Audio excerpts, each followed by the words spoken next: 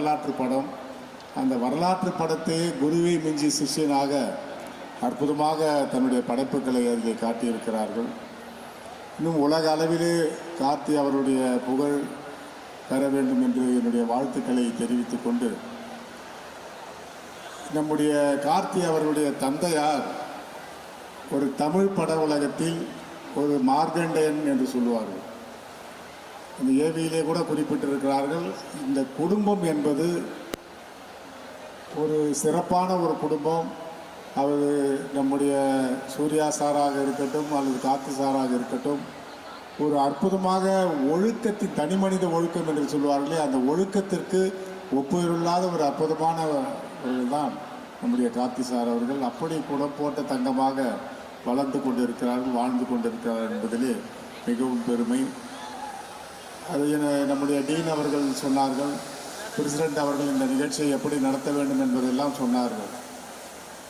எனக்கு இருக்கின்ற ஒரு கவலை, விரைவிலே புது கட்டிடத்திலே உங்களை எல்லோரும் அமர வைக்க வேண்டும் என்ற கவலை தான்.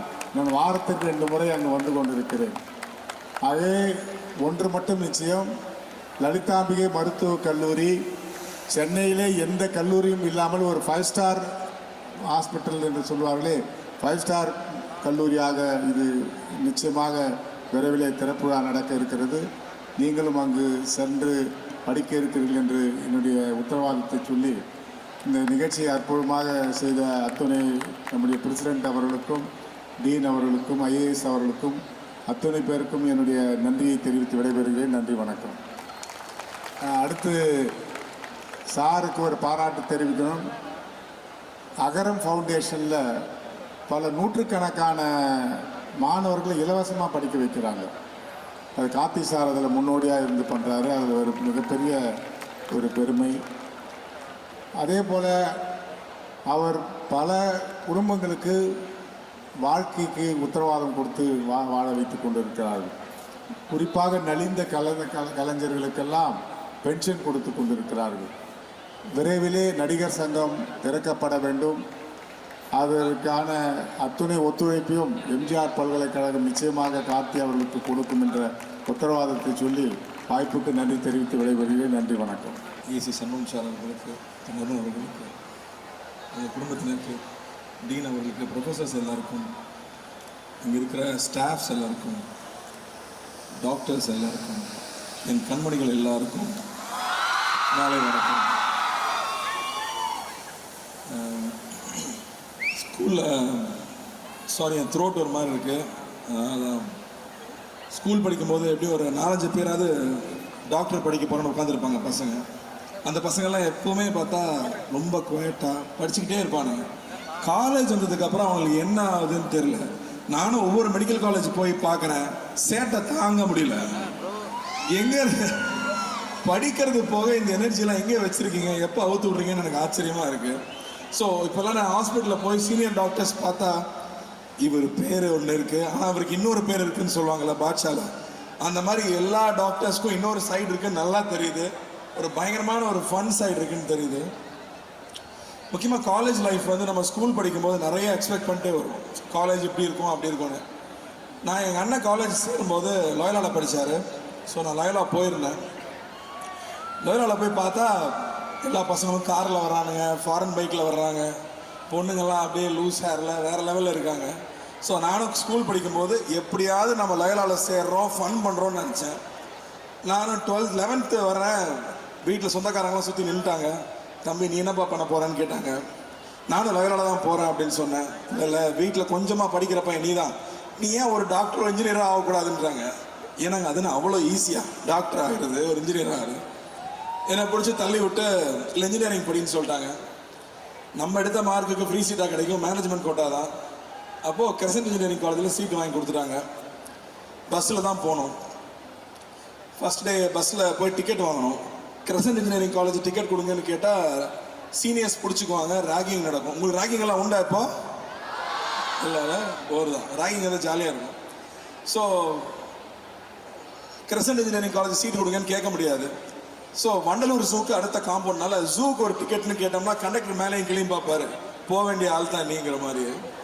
ஸோ டிக்கெட் வாங்கிட்டு காலேஜ் போனோம். போய் இறங்கினா ஃபஸ்ட் டைம் அந்த ஃப்ரெஷர்ஸ் எல்லாம் ஒன்றா சேரும்போது எப்போவுமே தேடுவோம்ல இந்த பேட்சில் அழகான பொண்ணுங்க எவ்வளோ பேர் இருக்காங்கன்னு. அப்படி பார்த்தா ஒரு 10 பொண்ணுங்க அழகான பொண்ணுங்க இருக்காங்க. சரி இதில் ஒரு 10 பொண்ணு ஒரு 2 பொண்ணாவது நம்ம கிளாஸ்க்கு வந்துடாதா அப்படின்னு கிளாஸில் போய் உட்காந்துட்டு ஜன்னலையே பார்த்துட்டு இருப்போம். ஒவ்வொரு பொண்ணாக போய்கிட்டே இருக்கும். அதனால் அழகான பொண்ணு வரும்போது ஒருவேளை நம்ம கிளாஸ்க்குள்ளே வர போகிறாங்களான்னு பார்த்தா நம்ம கிளாஸ் தாண்டி போயிடுவாங்க. அட என்னடா காலேஜுக்கு போனால் ஒரு லவ் நடக்கும் சந்தோஷமாக இருக்கலான்னு வெயிட் பண்ணி பார்த்தா ஒவ்வொரு அழகான பொண்ணாக கிராஸ் பண்ணி போகிறாங்க.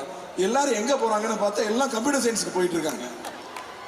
நம்மளும் மெக்கானிக்கல் ஐயோ பிரான்ச் மாற்ற முடியாதான்னு தவிக்கிறேன். ஆனால் ஒன்றும் நடக்கலை. பார்த்தா எல்லா அழகான பொண்ணுங்களும் இசிஇலையோ இல்லை கம்ப்யூட்டர் சயின்ஸில் தான் போய் சேருவாங்க. அப்போ தெரியல மெக்கானிக்கல் எவ்வளோ கெத்துன்னு. அதுக்கப்புறம் தான் தெரிஞ்சது அழகான பொண்ணுங்களை கரெக்ட் பண்ண பசங்கள்லாம் மெக்கானிக்கல் பசங்கன்னு. நமக்கு அது நடக்கல, அது விட்டுருங்க. பட் காலேஜ் வந்து அப்படி தான் ஆரம்பிச்சுது. ஸோ நம்ம கனவு ஒன்று, நடந்தது ஒன்று. பட் ஸ்டில் நம்ம எக்ஸ்பெக்டேஷன் வேறையாக இருந்தாலும் காலேஜ் லைஃப் மாதிரி பெஸ்ட் எதுவுமே கிடையாது. இந்த வாழ்க்கைங்கிற ஒரு பெரிய ஒரு ஜங்கல் இருக்கு இல்லையா, ஒரு பயங்கரமான காடு இருக்குது. அதுக்கு போகிறதுக்கு முன்னாடி நம்மளை தயார் பண்ணுறது காலேஜ் லைஃப் தான். இங்கே கிடைக்கிற ஃப்ரெண்ட்ஸ் ஆகட்டும், இங்கே கிடைக்கிற டீச்சர்ஸ் ஆகட்டும், இங்கே வந்து எல்லா கலர்லையும் மக்களை பார்த்துருவோம்.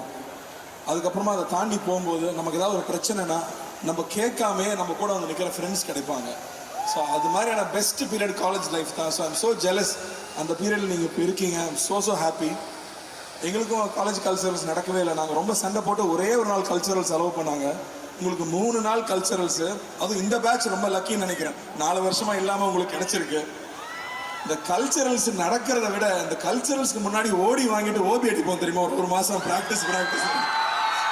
அந்த ஓபி அடிக்கிற பீரியட் மாதிரி கிடைக்கவே கிடைக்காது. ஸ்பான்சர் வாங்க போகிறேன்னு ஒரு பேட்ச் கிளம்பும், டான்ஸ் ப்ராக்டிஸ்னு ஒரு பேட்ச் கிளம்பும். இதுதாங்க ஃபன்னு. அந்த ஃபன் பீரியட்லாம் நீங்கள் என்ஜாய் பண்ணியிருக்கீங்கிறது ரொம்ப ரொம்ப சந்தோஷம். ஏன்னா கொஞ்ச நாளுக்கு அப்புறம் உட்காந்து யோசிச்சு பார்க்குறப்போ நம்ம பசங்கள்கிட்ட ஷேர் பண்ணிக்கிற பெஸ்ட் மூமெண்ட்ஸ் வந்து இந்த ப்ரிப்பரேட்டரி பீரியட் தான். அது கிடைக்கவே கிடைக்காது. அண்ட் நீங்கள் எல்லோரும் டாக்டர்ஸாக இருக்கீங்க. எல்லாருமே டாக்டர்ஸா இல்லை எல்லாம் மற்ற காலேஜ் இங்கே மிக்ஸில் இருக்கீங்களா? எல்லாம் டாக்டர்ஸ். ரொம்ப சந்தோஷம். ஏன்னா டாக்டர்ஸ் நீங்கள் வந்து ஹாஸ்பிட்டலில் இருக்கும்போது நீங்கள் வந்து கவலைப்படாதீங்க ஒன்றும் ஆகாதுன்னு சொல்லுவீங்கள்ல, அது அந்த மாதிரி ஒரு ஸ்மைல் பண்ணிக்கிட்டே சொன்னால் அவ்வளோதான், பாதி வியாதி போயிடும். பட் ஐ ஆல்சோ சி டாக்டர்ஸ்க்கு இருக்கிற காம்படிஷன் இன்னொரு டாக்டர் இல்லை. இன்றைக்கி கூகுள் தான் பெரிய காம்படிஷனாக இருக்குது. பாதி பேர் கூகுளில் படிச்சுட்டு வந்துட்டு இல்லை கூகுளில் இந்த மருந்து சொல்கிறது, நீங்கள் இந்த மருந்து கொடுக்குறீங்கன்னு கேட்குறாங்க. ஸோ எங்களெல்லாம் நீங்கள் எப்படி சமாளிக்க போகிறீங்கன்னு தெரில. இப்போ ஏஐ வேறு வருது, அது வந்து என்ன பாடுபடுத்த போகுதுன்னு தெரில. But I'm so happy for all of you for first choosing to be doctors. You're all very special people. COVID டைமில் பார்த்தோம் டாக்டர்ஸ் எவ்வளோ முக்கியம், நீங்கள் எவ்வளோ பெரிய சர்வீஸ் பண்ணியிருக்கீங்கன்னு சொல்லி டாக்டர்ஸ் கம்யூனிட்டிக்கே நான் ஒரு பெரிய நன்றி சொல்லிக்கிறேன். So thank you for choosing. Anatomy எல்லோரும் கிளியர் பண்ணிட்டீங்களா? கேட்டு தான் வந்தேன், என்ன ரொம்ப டஃப் சப்ஜெக்ட். இன்ஜினியரிங் எடுத்தால் மேத் 1, மேத் 2, மேத் 3 ரொம்ப டஃப்பு. அனாட்டமி கிளியர் பண்ணிட்டீங்கன்னா ரொம்ப சந்தோஷம்தான். அண்ட் பெருசாக அட்வைஸ் பண்ணுறதுக்கு ஒன்றும் இல்லை. So happy for you. நடந்து போன முடிஞ்ச விஷயத்தை பற்றி யோசிக்காதீங்க. என்ன நடக்கணும் என்ன பண்ணணுங்கிறத பார்த்துட்டு போயிட்டே இருங்க. You will always get what you want. Aim big, give a lot of love, say thank you, say sorry. And இன்னும் ஒரு விஷயம் நான் ஷேர் பண்ணணும்னு நினச்சா, மைக்ரோசாஃப்டில் ஒன்று சொல்லிக் கொடுக்குறாங்களாம் எல்லா இடத்துக்குமே. அது என்னென்னா வந்து 3 வெக்டார்ஸ் ஆஃப் லைஃப் அப்படின்னு சொல்லிட்டு.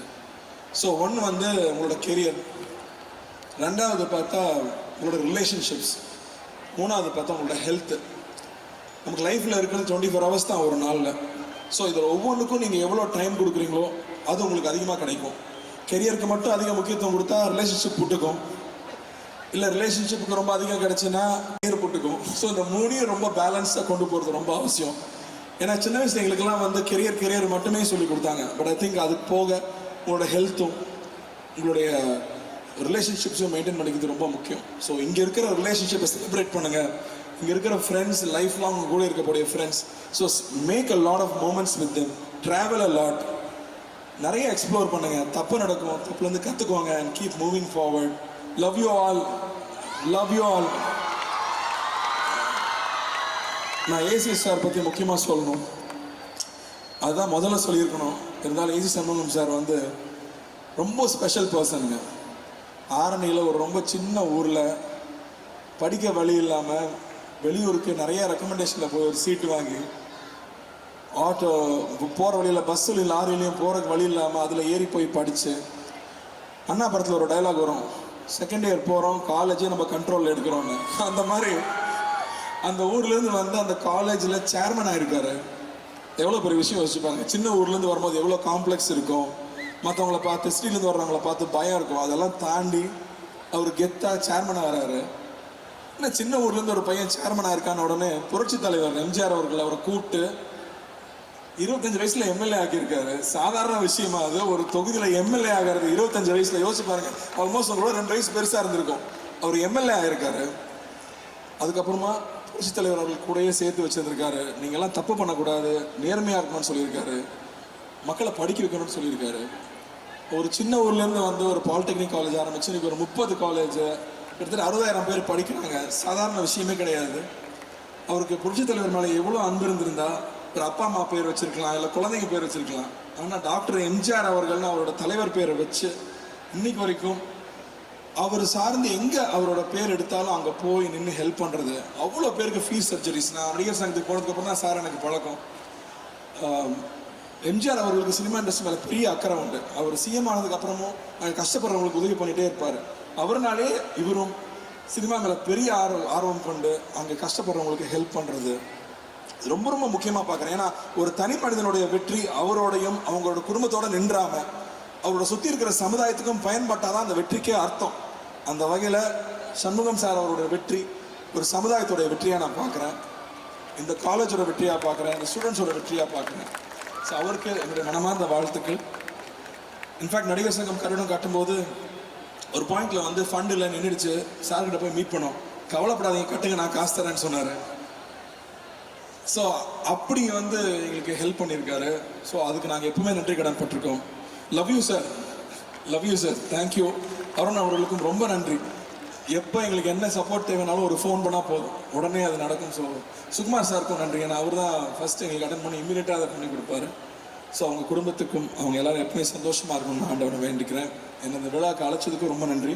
அதுக்கு செகண்ட் டைம் நான் இங்கே வந்து எம்ஜிஆர் யூனிவர்சிட்டி ஃபங்க்ஷனுக்கு வரேன்னு நினைக்கிறேன்.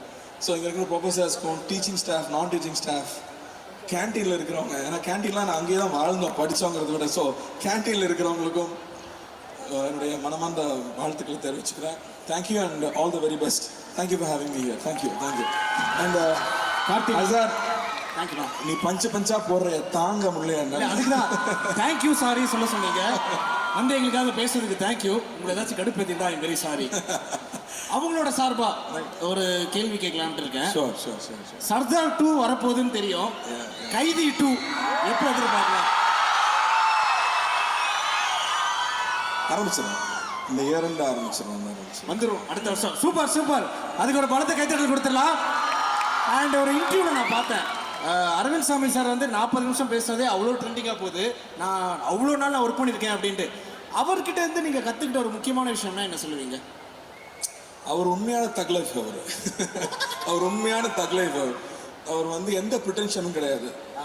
தன்னை பற்றி ரொம்ப பெருசாக நினச்சிக்கிறது, தன்னை பற்றி ரொம்ப கம்மியாக நினச்சிக்கிறது இல்லை. இன்னொருத்தர் அவர் ரெஸ்பெக்ட் பண்ணுற விஷயம், ஹவு ஹி ரெஸ்பெக்ட்ஸ். அண்ட் அவருக்கு ஒரு நாலேஜ் இருக்குன்னா அது எல்லாருக்கூடையும் ஷேர் பண்ணிக்கணும், எல்லாரும் பெனிஃபிட் ஆகணும்னு நினைக்கிற விஷயம். அவர் சொன்னார் இல்லையா, சைக்காலஜி ஆஃப் மணிங்கிற புக் ஆகட்டும், இல்லை அட்டாமிக் ஹேபிட்ஸுங்கிற புக் ஆகட்டும், அதெல்லாம் நான் படிச்சிட்டேன். டெஃபினட்டாக படிங்க, ரொம்ப நல்ல புக்கு. அண்ட் உங்களோட திங்கிங் அப்படியே மாற்றும். அண்ட் அவர்கிட்ட இன்னொன்று பிடிச்சது என்னென்னா, அவர் பெரிய பணக்காரர், அவர் வேலை செய்யணும்னு அவசியமே கிடையாது. ஆனால் அவரோட பேஷனை ஃபாலோ பண்ணுறது, எவ்ரிடே எங்கேஜிங்காக இருக்கிறது, புது புது விஷயங்களை கற்றுக்கிட்டே இருக்கிறது, அவருக்கு தெரியாத விஷயத்த போய் படிச்சுக்கிட்டே இருக்காரு, கான்ஸ்டண்ட்டாக படிக்கிறாரு, கான்ஸ்டண்ட்டாக தெரிஞ்சுக்கிறாரு. இப்போ சொல்லுவாங்கல்ல, எவ்ரி 5 இயர்ஸ் நம்ம அவுடேட் ஆகிட்டே இருப்போம், மார்க்கெட் மாறிட்டே இருக்கும், நம்ம பழசாகிட்டே இருப்போம். ஸோ நம்ம கற்றுட்ட விஷயங்களை சிலது அன்லேர்ன் பண்ணணும், சிலது புதுசாக கற்றுக்கணும். அது ரொம்ப முக்கியமான லெசனாக நான் பார்க்குறேன் அவர்கிட்ட கற்றுக்கிட்டது. அண்டு அவர் அழகுன்னு சொன்னால் சிரிப்பார், ரொம்ப சொல்லாத விட்றேன் அப்படியே. பட் உண்மையாக ஒரு அழகு தான். I mean inside and outside. Okay.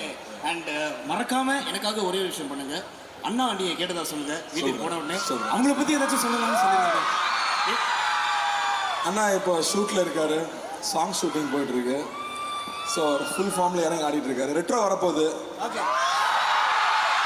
ஆமாண்ணே, சாங் ஆடினாலும் ஆடினாரு. ஒரு 1000 பேர் வீடியோ பண்ணி போட்டுட்டு இருக்காங்க. நான் கூட ஒரு வீடியோ பண்ணியிருக்கேன். trending-ஆ தான் போகுது அது. ஆனா ஒரு லைக் போட்டு விட்டுறேன், கவலைப்படாத. அண்ட் இன்னொரு விஷயம், இங்க காலேஜ் வந்திருக்கீங்க, நிறைய அட்வைசஸ், நிறைய மெசேஜஸ் நீங்க சொன்னீங்கன்னு சொல்லலாம். ரொம்ப advice பண்ணா cringe ஆயிருவேன். இல்ல, ஆனா ஒரு விஷயம் கேக்குறோம். இன்னைக்கு வந்து இந்த எரால நிறைய பேர் ஃபாஸ்டா மூவ் பண்ணிருக்காங்க. நீங்க உங்க காலேஜ் டைம்ல இருந்து இப்போ வரைக்கும் நான் ஃபாலோ பண்ற ஒரு விஷயம், இதை மட்டும் நான் மாத்தவே இல்லை அப்படின்னு ஏதாவது இருக்குமா? இது எனக்கு ஹெல்ப்ஃபுல்லா இருந்தது உங்க லைஃப்ல நீங்க ஃபாலோ பண்ண ஒரு விஷயம்னா அது எங்க ஸ்டூடெண்ட்ஸ் கிட்ட ஷேர் பண்ணுங்க. ஐ திங்க் நம்மளுடைய காலேஜ் ஃப்ரெண்ட்ஸ் ரொம்ப நெருக்கமாக வச்சுக்கிறது இருக்குல்ல, காலேஜ் தாண்டி போனதுக்கப்புறம் கூட வச்சுக்கிறது. நாங்கள் every year we always meet twice. ஏன்னா அந்த ஃப்ரெண்ட்ஸ் தான் அவங்ககிட்ட உண்மையாக சொல்லுவாங்க. இந்த படம் பார்த்தேன், மொக்கையாக இருந்துச்சுன்னு சொல்லுவான். அந்த படத்தில் நல்லா நடிச்சேன்னு சொல்லுவான். ஸோ உங்களை பற்றின ப்ளஸ் அண்ட் மைனஸை வந்து தயங்காமல் சொல்கிற ஃப்ரெண்ட்ஸ் ரொம்ப ரொம்ப important. I think that's really help me a lot. கூடயே இருக்கிற ஃப்ரெண்ட்ஸ் வந்து ரொம்ப முக்கியமாக நான் பார்க்குறேன். ஓகே. அண்ட் நாங்கள் எதுவும் கேள்வி கேட்கல. பின்னாடி நிறைய கேர்ள்ஸ்லாம் இருக்காங்க பார்த்தீங்களா? அவங்க ஒன்று எதிர்பார்க்குறாங்க. அங்கே இருக்க கேர்ள்ஸும் ஒரு பாட்டு பாடலாம் அல்லது ஒரு டைலாக் பேசலாம். ஏதாவது எங்களுக்காக ஒரு சின்ன